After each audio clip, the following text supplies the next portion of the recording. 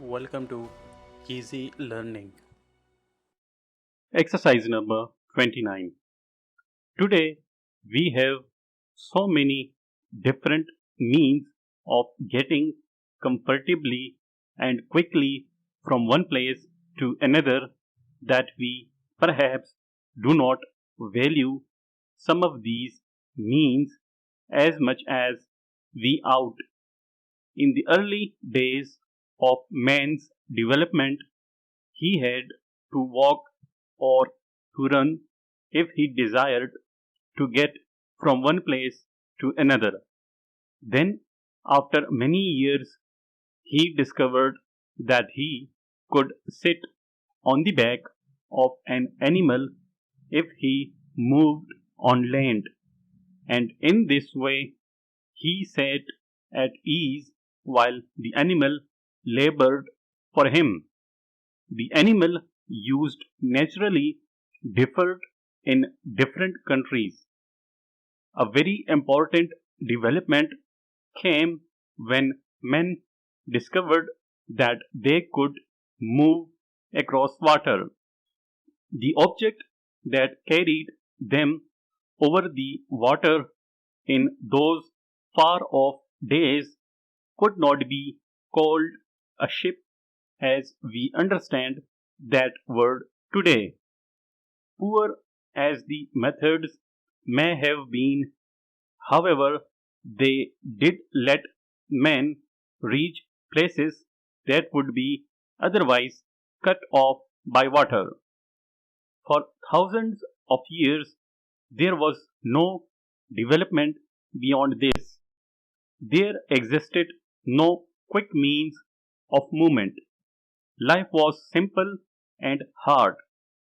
But things do not stand still. We must, we are told, move onwards or move back. And men seem always to have desired to move forward. No matter what point they reach, they always see something more calling them onwards. Out of this desire for a better material life came good roads, big ships, railways, motor cars, and planes. So used are we to wonderful planes and to powerful motor cars that we are in danger of undervaluing the railway, that rather out of date method of moving across the country. Few people in these days use the railway for pleasure. They use it because it is a useful means of getting somewhere reasonably quickly. If a friend tells us that he is going somewhere by plane, we are immediately interested. If he tells us that he has bought a handsome new car and is going to such and such a place, we are likely to be interested. If he is going overseas in one of the large and modern ships, all his friends will want to see him off. Let him go by rail, however, and no one will take the smallest interest in him. Railways are all right in their way, but they are not news. Yet the railway has played an important part in the greatness of our country. Railways have quite a long history if we go back to the times when the trains were led by horses, but they have a history of only 100 or so years when we speak of the railway in its modern form.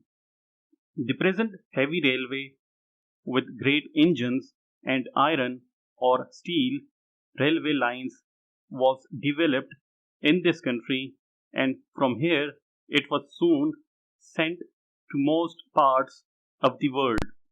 The English built railways were found not only in this country but in other countries overseas, and in a remarkably short time, engines were carrying trains full of people and goods at rates as high as those used today.